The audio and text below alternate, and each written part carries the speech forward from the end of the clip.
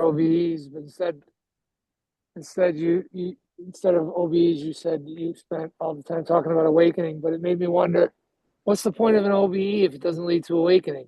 I understand people will say that's not what they're pursuing, but it certainly seems to me to be on the path if one, opens themselves to that configuration to say, yeah, like Kathy was saying about the body, this is this body is not a thing. Yeah. So my question is, and I know the answer because people will deny it, but I'm a psychoanalyst and I hear denial all the time. It doesn't mean that the person, their higher self, if you want to call it that, is not leading them to awakening, whatever awakening means. Awakening from the dream, awakening Hmm. from the falsity that this is a body that's corporal, it's a thing, it's substance. So, I mean, do you understand what I'm saying? Like, how can one have an OBE? And maybe this is a psychoanalytic question. Why do people deny that when they have an OBE that they're awakening to something greater?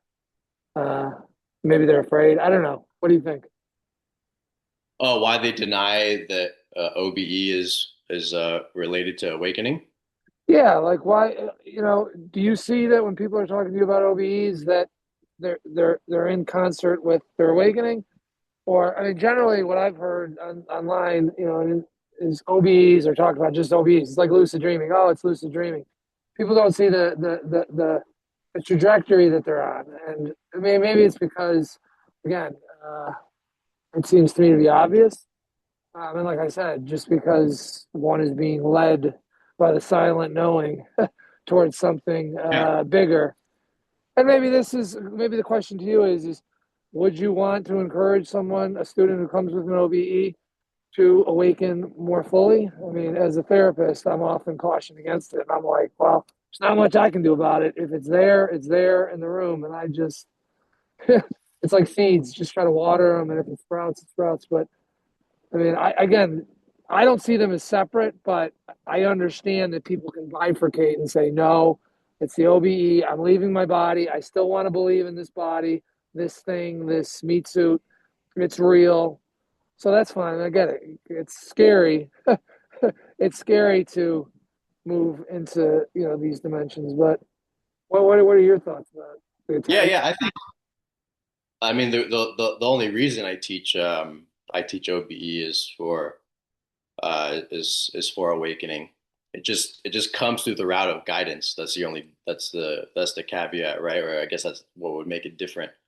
Like when you're doing Zen or Dzogchen, you're just like sitting there and you're being in the natural state, and that opens this non-volitional consciousness, this right brain, and there starts to become an awakening from the dream. OBE is the path of with the guidance that is orchestrating synchronicity and go finding these gems here and there. So they're definitely I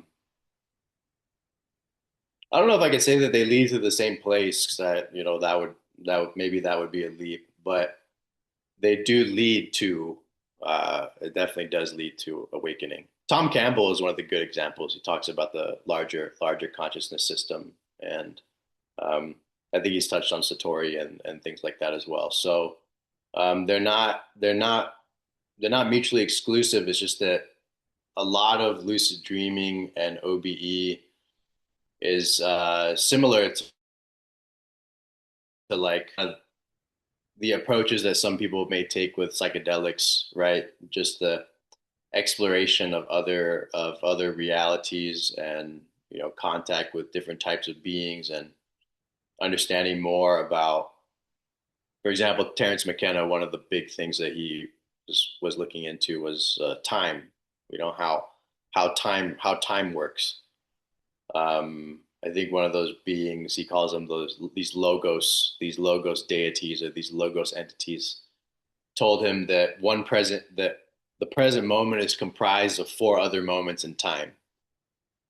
And the logos entity asked him, is this something that has ever been evident to you? And he's like, absolutely not. Why would it ever is connected to four other moments in time? What does that even mean, right?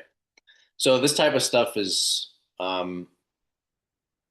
what can open in psychedelics or OBE. So I've also called this. I've said this to L as well. The geometric hierarchy of super intelligences, right? So that's something that is evident in psychedelic exploration. The reason that it may not be like may not result in the kind of awakening that is talked about in Zen or Vedanta. Um,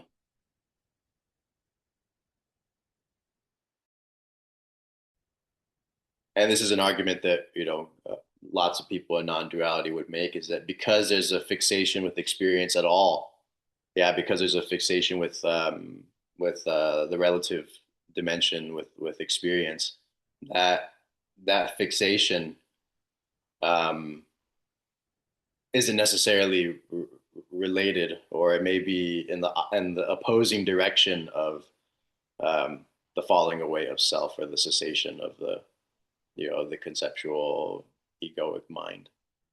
So notice how, at least for me, with out of body experiences and psychedelics, there was initially so much grasping for this stuff. Like I wanted more of it so badly,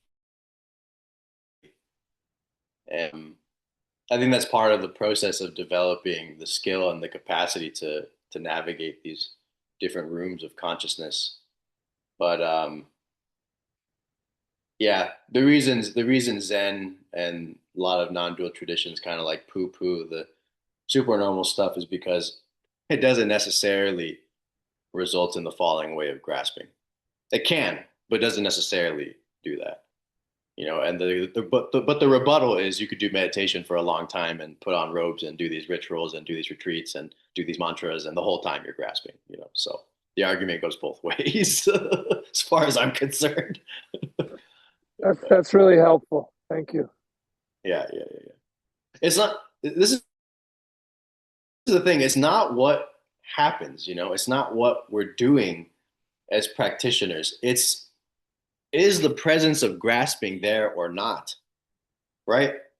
Because one person can do the OBEs, can have the higher self contact, can have interdimensional or multidimensional type of experience, and there's no ownership of it, right? It's like whatever. This is just what's happening. There's things that are revealed. There's things to see, and you share that with other people or whatever, right? And on the other hand, someone could be lighting the incense, have all the attire, have been doing this for 40 years, have a bunch of students, written a lot of books, and all of it is about me. All of it is about um, what I've learned and what I know and how I came to this, and I. So it's not how it looks or what the activities are, or how the awakening is unfolding or being explored. It's just, is egoic grasping there or not? Is someone taking ownership of it or not? Are they attached or not? It's all just different. It's all just different rooms. It doesn't actually, yeah. It's not actually better or worse, whether a person does this type of practice or that type of practice. All relative perception and understanding that there really is differences in things, but yeah, it's ultimately all the same. This same here, this same radiant presence, whatever, this same Buddha, whatever we want to call it, illumination. Yeah.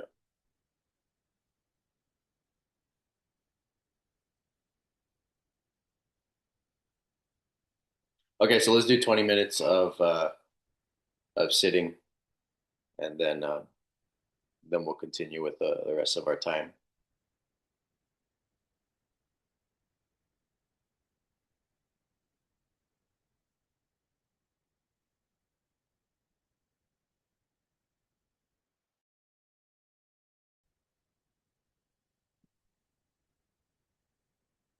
So we'll do a 20-minute period of silence, and then towards the end of the class, um, we'll do some exercises from the book,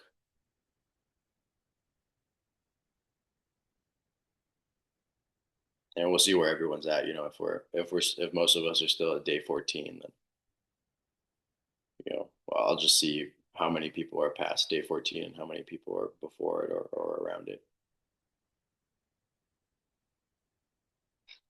Okay, but starting the silent time now.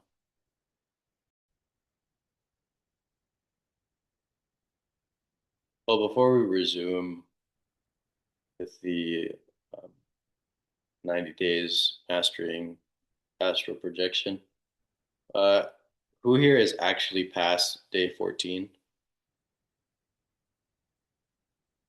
Because if most of us aren't, then we can just do the days that we've missed, or pick it back up until we get to day 14, and then from next Friday we can get to day 14. Oh, Sarah's gone past day 14. Des day 12. Sarah, what day are you at?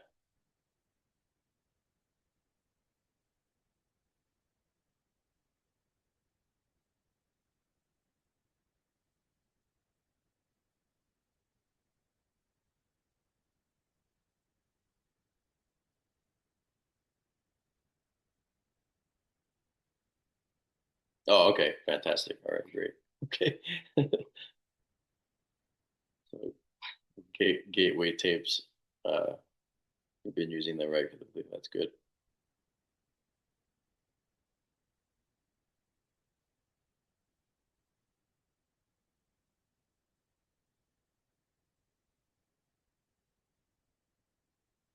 Okay, then we can just take a look at day 14, because that gives a general idea of where most of us are going to be. And then also, if any of you have questions about the focus levels, or about um, yeah, about OBE, you're welcome to ask.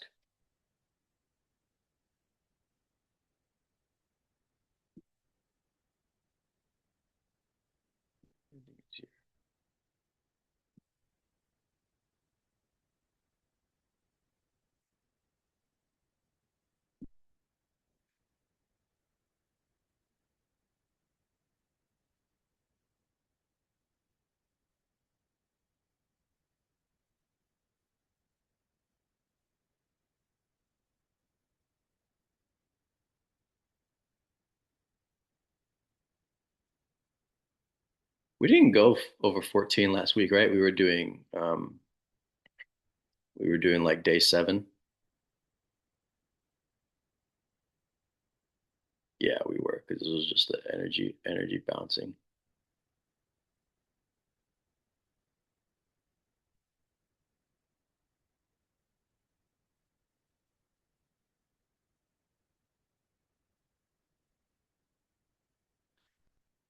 Okay, important concept that I can explain, which was something that you had read um, earlier this week. If you got past the day 7 section, which is about how the transference of memory works, and what the mind split effect that Robert Bruce um, has been talking about.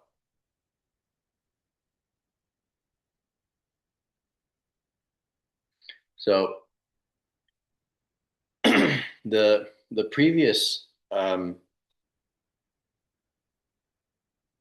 Robert Bruce wrote his book Astral Dynamics, where he proposed um,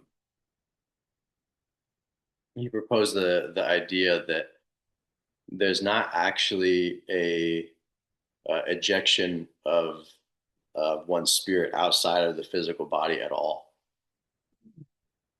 but that the energetic substructure generates a copy of itself, and that copy is what is projected from the physical body or what leaves the physical body, and is known as the astral body. So before this, it was often um, believed or surmised that the spirit actually left the physical body, and so in a way, it could be subject to attack, or it was some kind of like empty shell. So some of the early astral projection books, you'll see protocols for the prevention of any, spiritual forces making contact with the body during an astral projection. So there are like provisionary measures where someone draws like a magic circle and pours salt around the perimeter of it. So this is the kind of stuff you find in Western occultism, right? And this was the prevailing sentiment on it at the time when Robert Bruce was doing his initial astral explorations. He had one out of body experience that shattered this model, which was he he he had a an OBE where like this non-physical body popped out and or consciousness was projected after the vibrational state, which is what happens most of the time. But this time, um, his consciousness remained, part of his consciousness remained in the physical body with astral vision turned on. So that means his eyes were closed, but he could see the room. And then his astral body was like on the other side of the room. And his consciousness was alternating from one body to the next. Like one moment it'd be in the astral body looking at him in the bed, the next it would be in the bed looking at him as the astral version of him, and it was flipping back and forth. And he's like, how is this possible? How is it that this doesn't make any sense? If the spirit is completely ejected out of the physical body, what is it that it's switching back and forth from, to and from? The premise was that once it's out, it's out.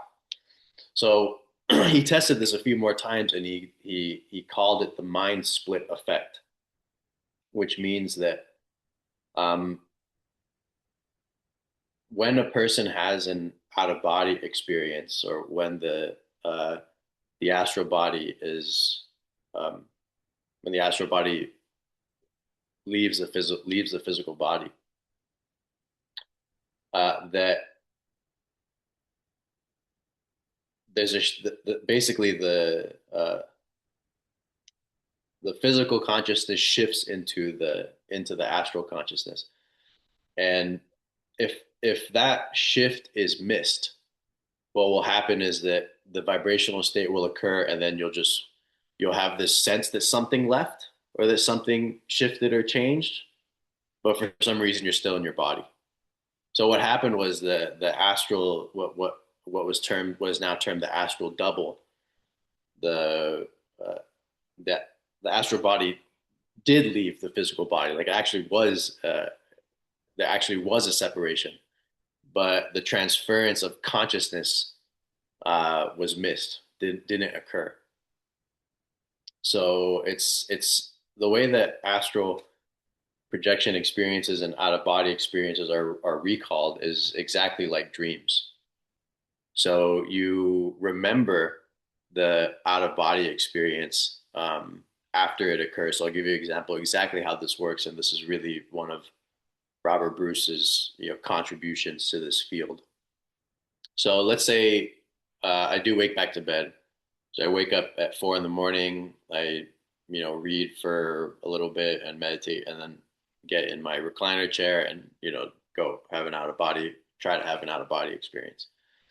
So I'm laying down, I'm doing focus 10 or focus whatever, and I get very relaxed, and as soon as I sense that my body's asleep, I employ an exit technique, like let's say the rope technique, or I start to focus on the hypnagogia and end up in a lucid dream, or yeah, either way, like once the body's asleep, this is the segue point, right? So let's say I did the rope technique. I pull on the rope, and that pulling sensation once you're in focus 10, once you're in mind awake, body asleep, that causes a displacement of that causes a displacement between the etheric body, the energetic substructure, and the physical body, which triggers the production of the astral double. So that's when the vibrational state starts. Like you're asleep. You're like, okay, body looks like body's asleep. I'm gonna try pulling on the rope. You pull on the rope, boom, these vibrations are triggered. So that displacement triggers the vibrational state. The vibrational state is the production of the astral double. The whole energy body is vibrating.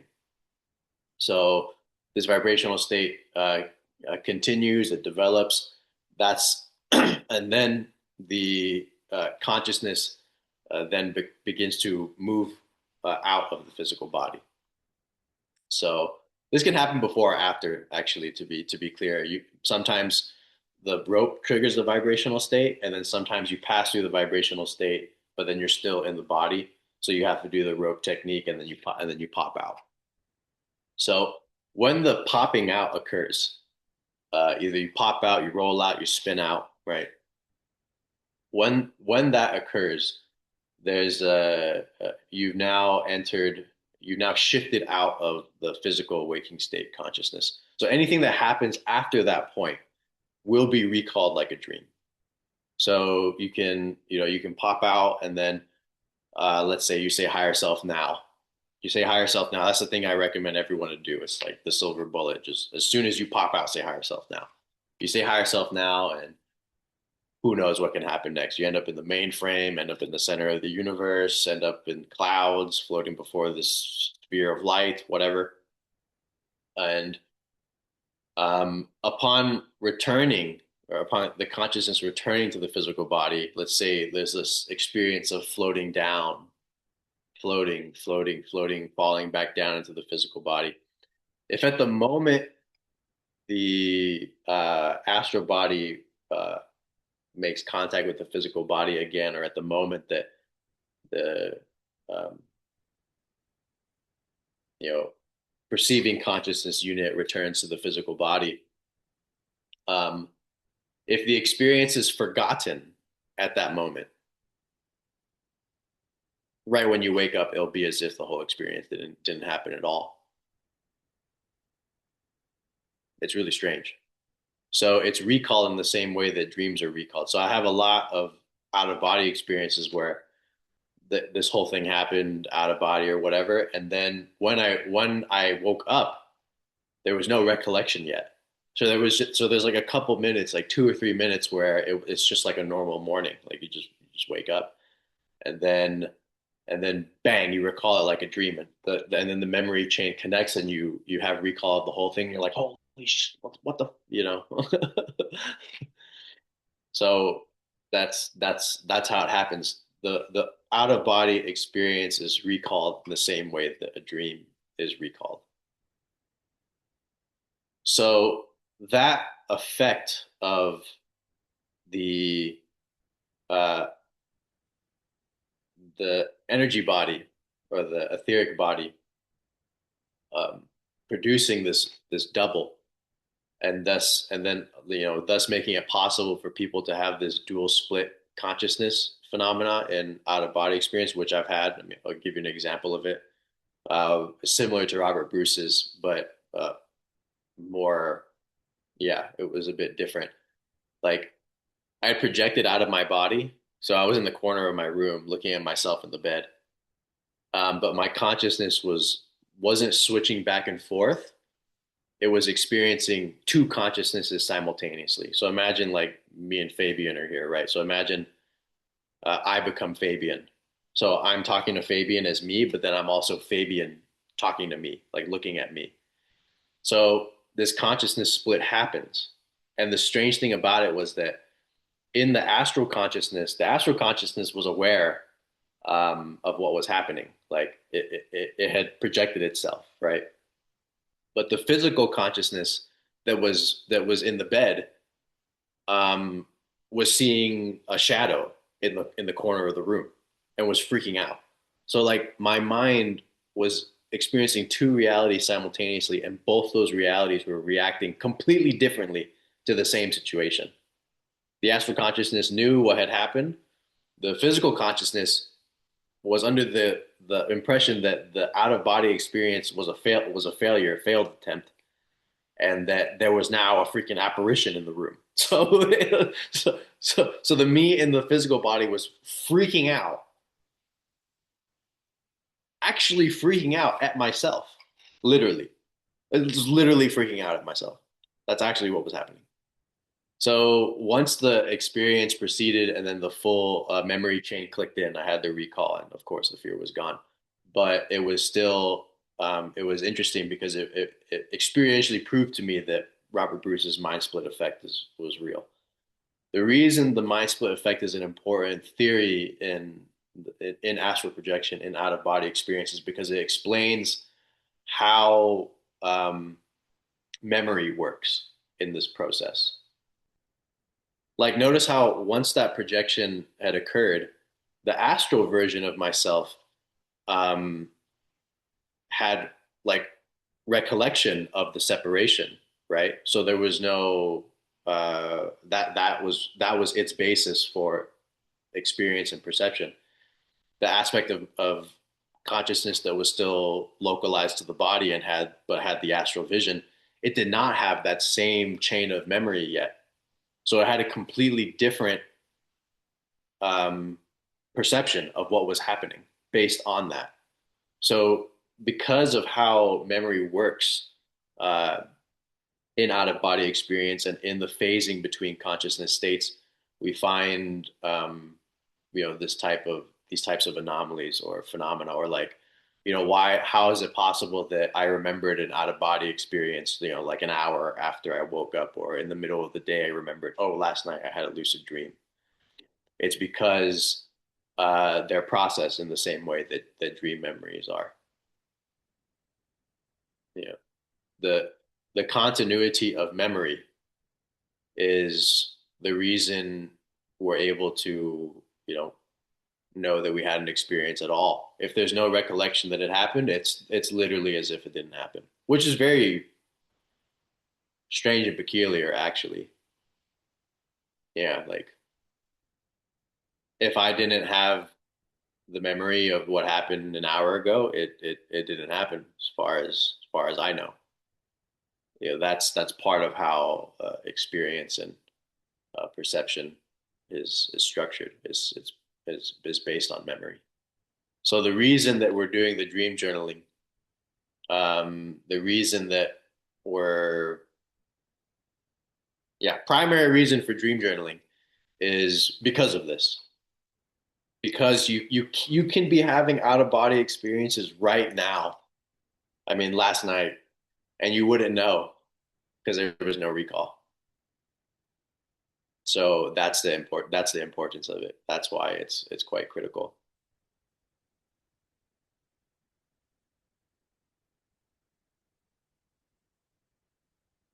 Yeah. So the thing, and this also relates to the phenomena of OBE and dreaming. OBEs can bleed into dreams.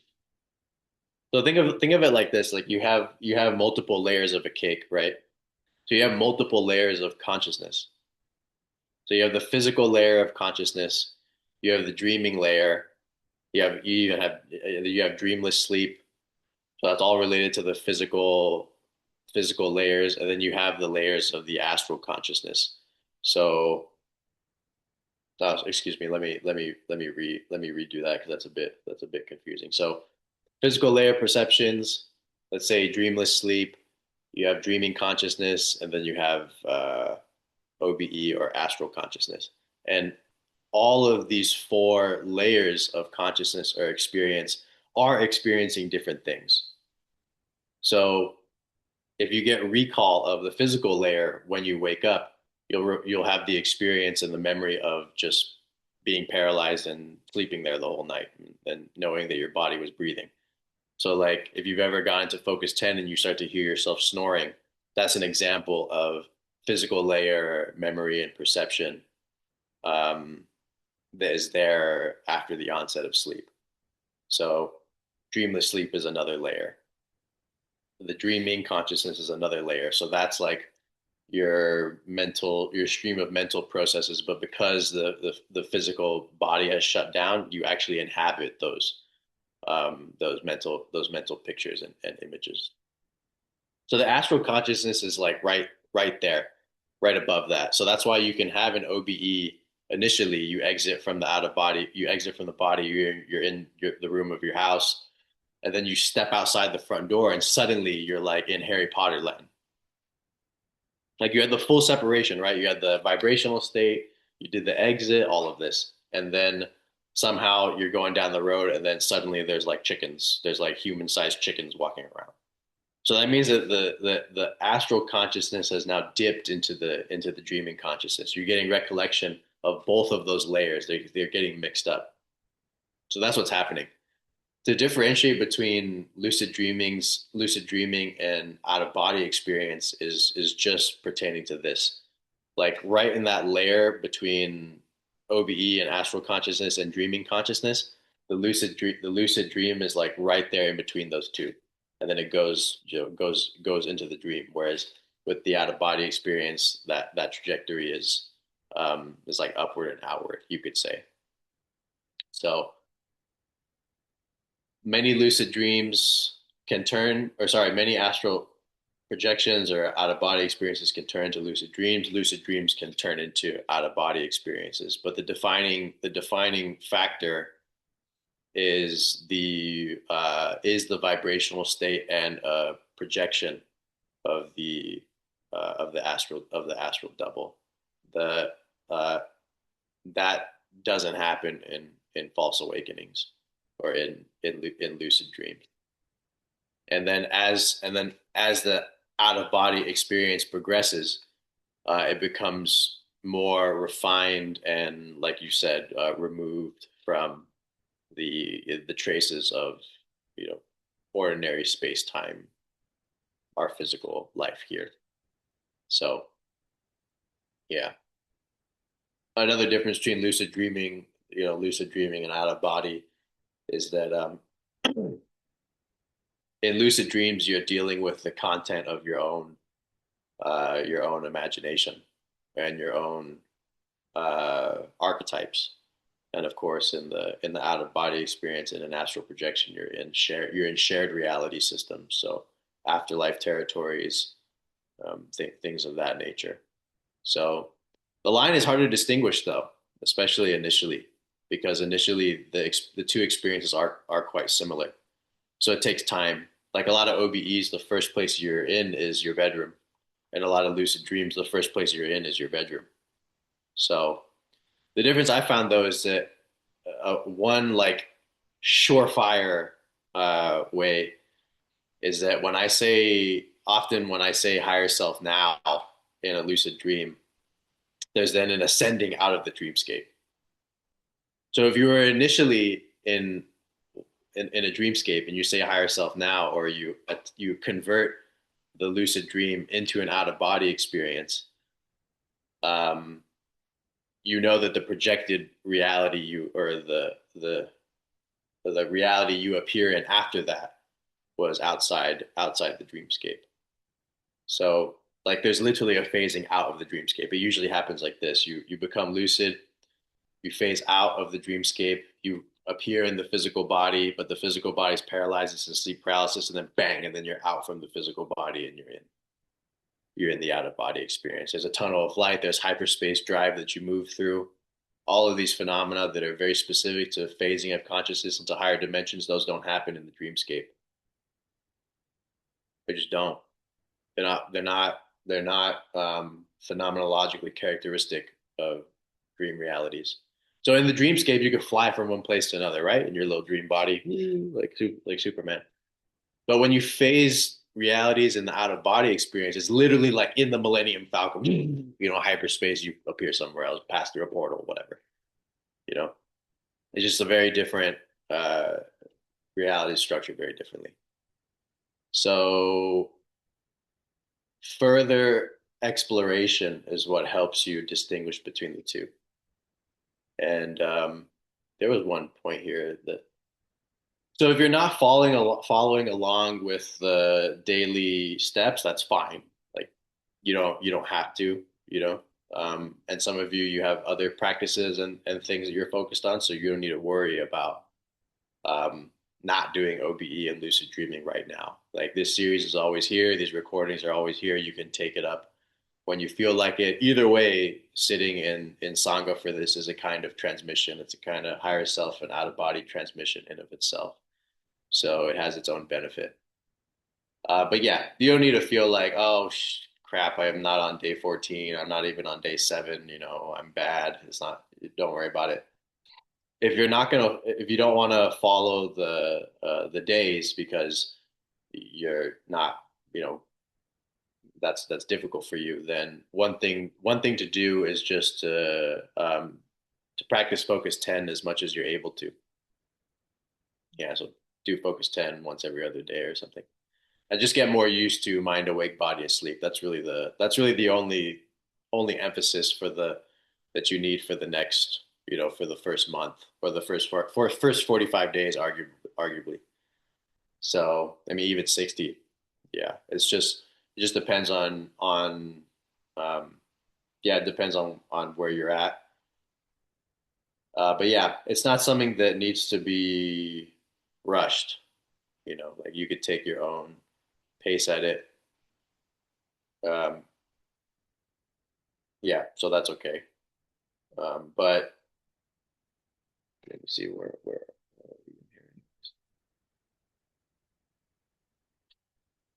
But if you're not gonna do the exercises, I do still recommend the readings because there's a couple pages between each day, and there are some tips and then some foundational ideas that are presented there, like the one that I just said about the mind split effect.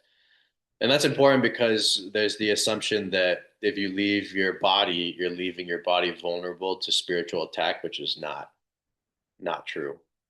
Yeah, that's just not what happens.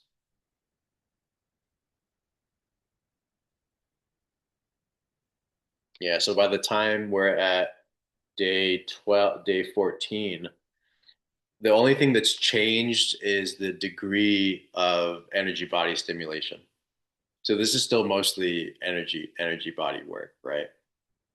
Moving the energy through the feet, through the legs, through the arms, up to the head, back down. So Robert Bruce's approach was more of an energy work based approach, and that helps you have some like foundational skills and um, it can power up the clarity of the out of body experience and recollection of these things. But mostly, it's part of just like orienting yourself towards this and doing the training. So for anyone here who's been using, focus 10, focus 12, or any of the hemisync stuff for a really long time, you may already be past the point of using this because you've had lucid dreams or you've had out of body experiences already. So yeah. One thing though is that if you have a really, profound out of body experience, it's kind of like initial and like right off the bat, you have a really profound one. It's kind of like you got lucky. So what can be helpful is going back to the basics and developing what would have been required to access that intentionally or access it at will. Yeah. So for example, the first time, and we were talking about cessation and samadhi at the beginning of this class, like the first time I entered samadhi, I got lucky. Really. I mean, that's the only way I could put it. I sat for 5 hours, I didn't move, and then yeah, the equanimity enlightenment factor became strong enough, fell into a wormhole, entered cessation of perception and feeling, bang. So got lucky with that. But repeated entry into cessation has often taken me 3 days. So that means I have to shut up for 3 days, not say anything, not talk, not read, not write, not use my phone, meditate 6 hours a day. Between the third and the fourth day, the wormhole opens and either fall into the wormhole, fall out of the mind stream, whatever. You see what I mean? Like, because I've done that repeatedly, I know the exact path to that samadhi, the exact path, right? The exact shifts in perception, the exact mental images or nimittas that appear that are literally the road to that state. You want to figure out what that road is with OBE and with higher self level OBEs. What is it that happens? And when you have the road mapped out in your subjective experience, when you know what signs to look for, how the experience is progressing, oh, is this the beginning of the vibrational state? Is my body actually asleep? Am I able to roll out right now? I said higher self now, it didn't work. Why didn't it work? You try it 3 more times, 4 more times, then it works. And you're like, oh, why didn't it work? You begin to see, the uh, masters of reality, the masters of consciousness, the higher selves, they want you to be a little more persistent. They want you to try a little harder. Because if you are a little more persistent, you try a little harder, what ends up happening? You develop foundational skills to have access at will. If they give it to you fast, if they give it to you easy, you don't develop those skills. Why is it in the beginning when I was doing this work, so many people had out of body experiences and profound experiences, and then they just that was it. Just happened one time, happened, whatever. They had one OBE and they had one OBE within a week, and then they dropped it. Got it too fast. That's the thing. So um, it's a gamble. Like the higher self, the reality orchestrators see it like this: like, do we give him or her the experience? Yes, no, yes. If we give him the carrot, it may motivate him or her to explore it further. If we give him the carrot, it may completely bomb his motivation calculations. Yeah, he's definitely actually going to bomb it, or he's gonna drop this. But it will lay the foundation for the crisis that will happen in 20 years in his midlife crisis. He'll remember this experience, and then his awakening will begin again from there. Okay, put all the buttons in order, all line everything up, orchestrate synchronicity, and then bang, it happens. And then inevitably it occurs. You drop it, or I don't know, you join a Christian cult or something that says all of this is satanic, and then 20 years later, or 30 years later, the awakening just comes crashing through because the karma and the situation was ready.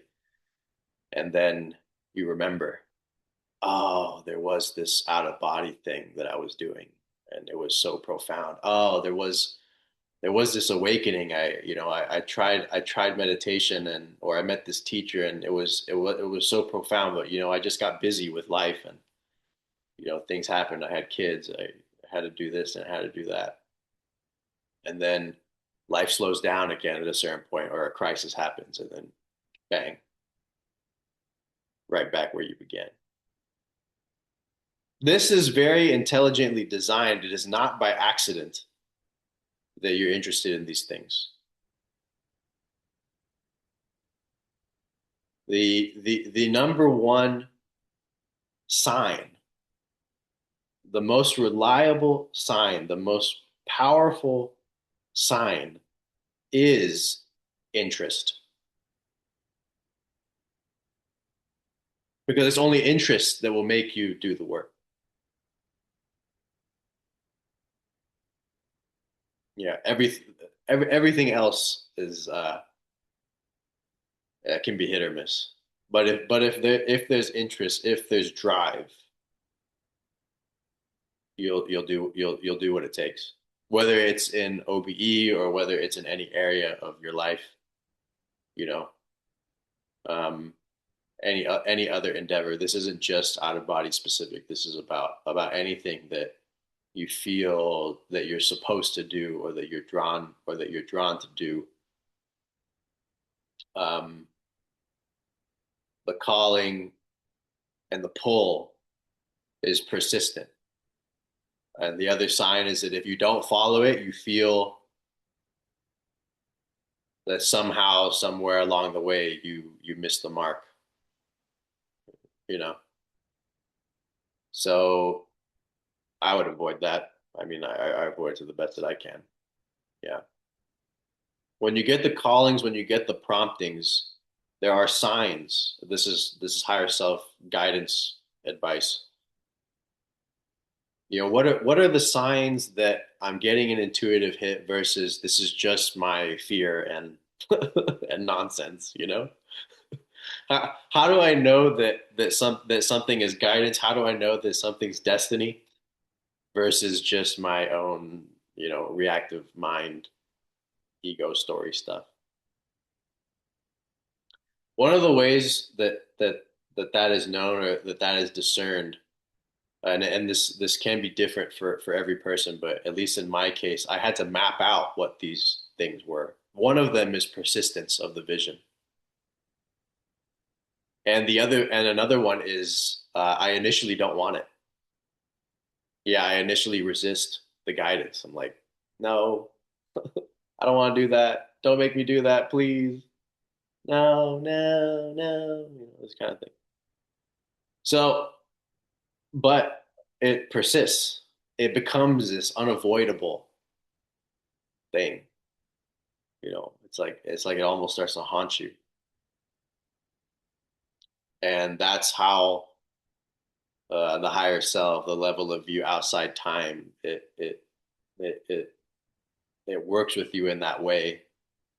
An example also is like things come through dreams, and often a way that you could do this or begin to experiment with this is like you ask a question. Just ask a question. I mean, go into meditation, get still, and ask a question with intention. Say, reveal more about this to me, or what is this about? Show me what to do here, or show me more about this.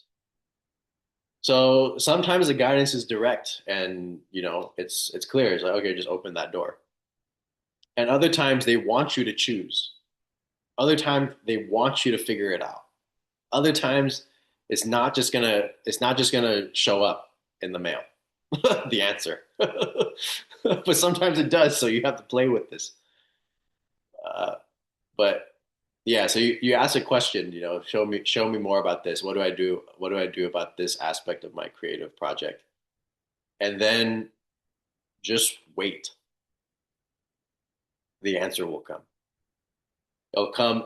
Someone may walk in through the door. They'll just say it. You hear it in part of a song. It'll show up in a book that you're reading, or it'll come up on a feed on Instagram.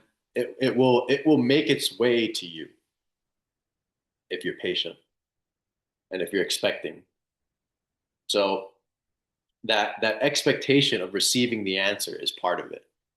So when the answer comes, it's like it just lines up, and you're like, boom, that's it. A face of the guy appears on the wall. you know, the words are in the sky on a plane. Yeah, I'm really struggling with this thing. I'm not sure what to do. Do I go left? Do I go right? Do I drop this? Do I move on? And you're at the beach, and then there's a plane, and behind the plane, in big bold letters, let go. It's like, okay, that's it. I got it. I got the message. No, nothing further needs to be said. I think I understand the program. This kind of stuff. Yeah.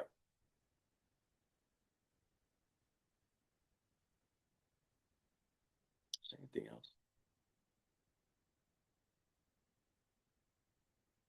Yeah. So some of us are past day 14, um, but If you want to, you can start from day 14, or you can well, however the hell you want to do it, just do how you want to do it. Yeah. Next week, next class, we're gonna do focus 10 anyways. So and yeah, so so at this period in the 90 day in the 90 day practice, it's just energy body stimulation, but it's quite a bit of it. So let's see. There's optional 15 minutes of leg stimulation, an optional arm stimulation, but a designated 20 minutes of energy work, the full body bounce, and then bouncing specifically through the arms, spine, through the arms and spine individually. Oh, sorry, and the body, yeah, leg bouncing and then body bouncing. So one last final point that I'll mention on the energy work here is that if you want to make things interesting, I say this with a word of, damn, should I? Precautionary measures. If you're doing energy work and you start to get freaked out because of the intensity of the energy sensations, you can always stop. Like, you don't have to push through the fear, okay? I mean, you can, and likely you're supposed to, but if you're not ready, you're not ready. Like, it's just what it is. Um, then you do the work and you get ready, right? You know. So if you're doing energy work and you start to feel, weird sensations anywhere or things that are strange, if it's not to the point of pain and it just feels unusual, I wouldn't worry about it. But if it gets to the point of course if it hurts, or if you feel really intense emotions or fear coming up, you can stop the energy body stimulation and just rest and work with it in a different way. That particular fear, I'm saying. The reason that the energy body doing energy work stimulates this type of stuff is because it's the energy pathways, the meridian pathways through the physical body. Those pathways are the etheric body. They overlap. They're fused with the physical body. That's why when you put needles on your arms, they'll open chi flow to a given part of the body or a given organ. Like the physical and the etheric body is is enmeshed. It's the etheric substructure of the physical body. So our traumas and yeah, just our traumas are stored often stored in the physical body. So like if you've had sexual trauma, for example, and you do energy work in that area, you might have emotions come up, right? So stuff like that. That can come with this territory. It doesn't even have to be direct energy stimulation of that area. It can be happening somewhere else, but because you can be doing whole body stimulation, but because of the increased energy flow, it begins to move through that region, and then this stuff comes up, and you're like, why am I having this reaction? Why am I sad after doing energy work? Your system's cleaning itself. That's what's happening. When you're doing energy body stimulation, you're not saying mantras. You're not calling in anything. All you're doing is just moving awareness through the body, and that's sufficient to produce these side effects of psycho emotional or mental emotional release. So that's a thing to look out for. One of the things that is mentioned here on day 14 is energy bouncing through the spine. So if any of you have done Vipassana, you do the scanning from the top of the head to the feet, or if any of you have done body scanning with mindfulness, it's you're just feeling each part of the body, right?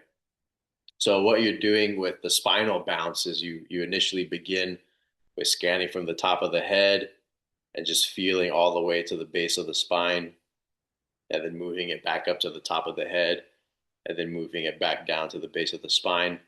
And as the like perceptual the pathways in the brain become more solidified or more used to this, you begin to experience more sensation, more concreteness as the awareness moves through the spine. And then initially, when you try the bouncing, it's kind of like awareness just clicks from the top of the head to the spine. So you actually miss moving through the spine. So the reason you initially go slow is to develop that full range of motion through the spine,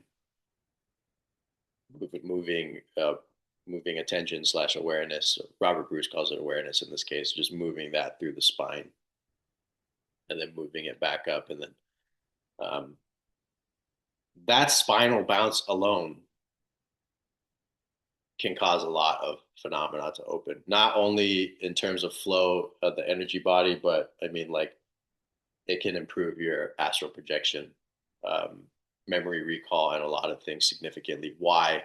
Because all the major chakras are with it, are their core is in the spine. So when you're moving the energy through the spine, through the center of the body, up and down, it can activate those effects. So the reason I mentioned precautions is because um, it could be intense. Yeah.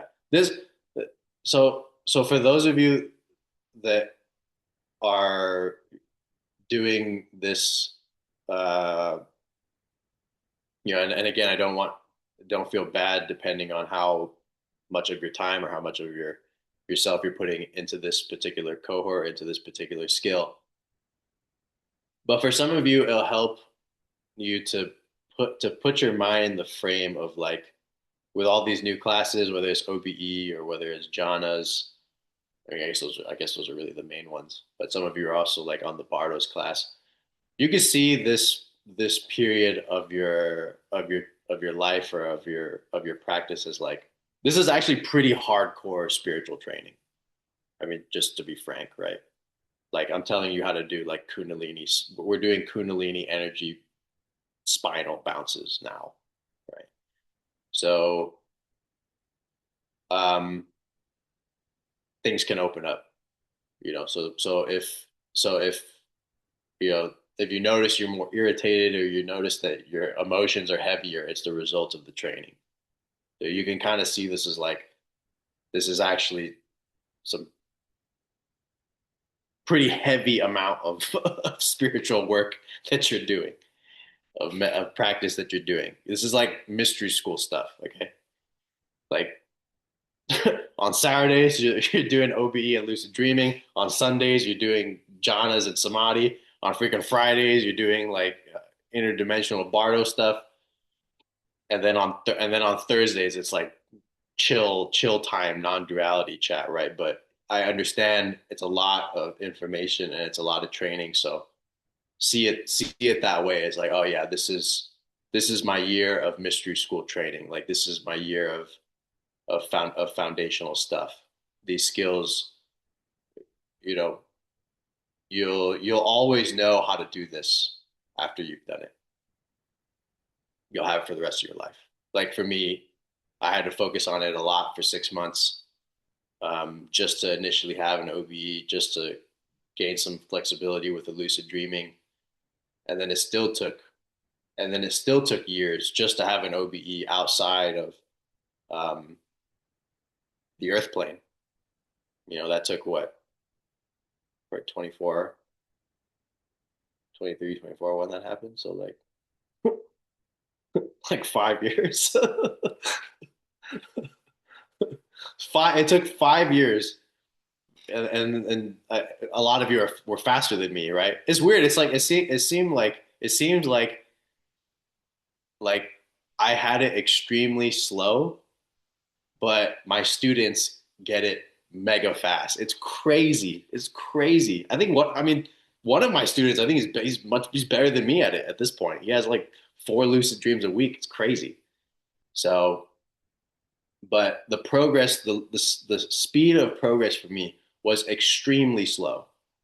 Yeah, 6 months to have 4 months to have the first OBE, something like that, and then it was years until um, I met my first non-physical. being my first non-physical teacher in the in my first OBE outside of the earth plane, you know. So it's just a matter of, yeah, that's just how it had to be for me for whatever reason. But I don't know. A lot of you seem to get it pretty fast. It's crazy. But okay, so we're a few minutes over. That's it for today. And I hope you all enjoyed this. So we'll see all of you next week. And yeah, if you're following the days, you can pick up from day 14. If you're not, no problem. Just do focus 10. Thanks, Brian. Awesome. You got it, man. Thank you. Good to see you, Al, Fabian, Lauren, Sarah, Kathy, Dimitri, James.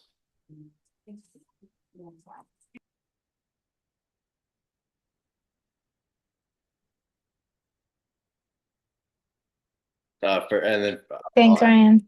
thanks. I'll answer. I didn't know there was like 17 messages, so I'll get through these. I'll get through these quick.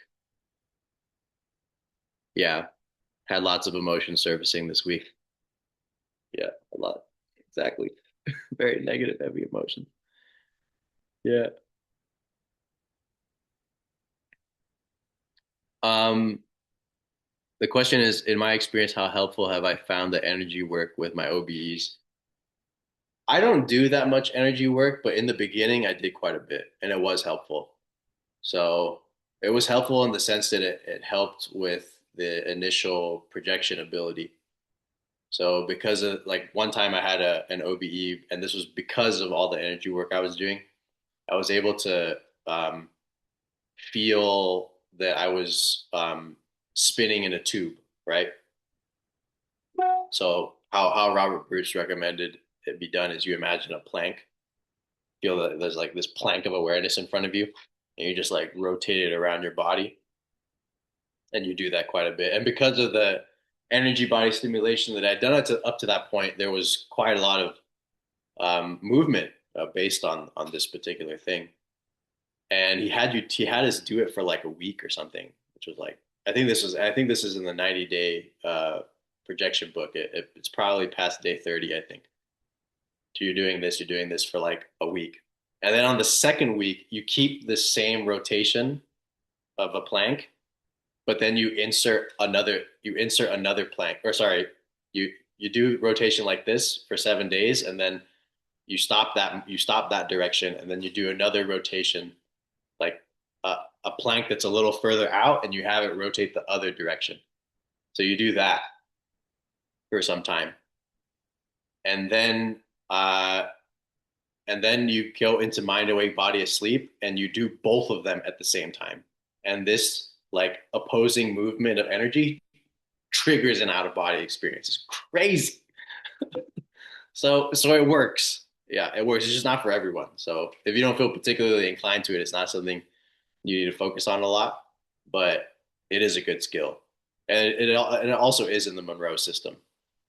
They just call it reball, resonant energy balloon. So they don't focus on the specifics, like moving energy through each part of the body, but there is a thing for it, like rotation of energy.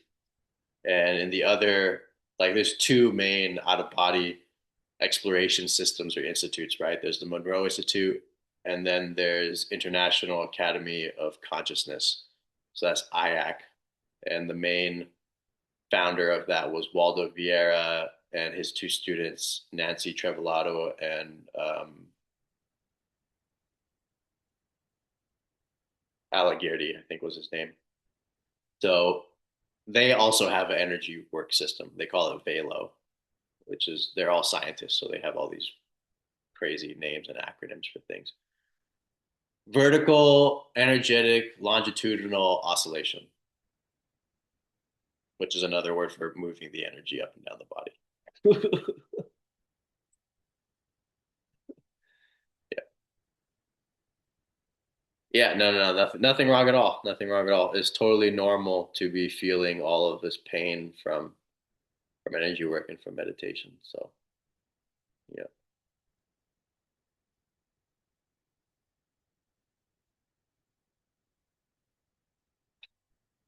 Yeah, there's actually a good so if you go on the Discord and you go to the shadow work section and you specifically look for Fabian's post. Fabian, your name is just Fabian in the Discord, right? No, it's actually Tyrannus. Tyrannus, Yeah, Tyrannus. yeah. Yeah, Tyrannus. Okay. So if you look up Tyrannus in the Discord, you go to the shadow work section, you'll find Fabian's method for working with shadow material, or what do I freaking call it that? Working with difficult emotions. Like emotions are going to come up, discomfort, pain, and his approach is similar to the way that I've approached it, which is to just feel it very directly. You just feel it, and you keep feeling it, and you feel it, and the layers open. And so he has a quite a long post in the Discord where he explains how he used it to overcome blocks with studying because he's a physicist and had to overcome procrastination and things like that. So it's quite useful. So Tyrannus, Tyrannus. It's in the shadow work section. So even if you can't search and find it, you should be able to. But if you weren't, you could just go up the shadow work section and eventually you'll find it. It's not that far back. So Yeah, it's pretty crazy. Because the more I did this technique, the more I felt myself become more light, and um, it took me a long time to come up with the technique. So if anyone has any questions, feel free to send me a message. yeah, yeah. Reach out to Fabian. He spent like hours and hours and hours and hours and hours on this. So all right, everyone. Well done. And for those of you with the jhanas, I'll see you tomorrow, and the rest of you see you next week.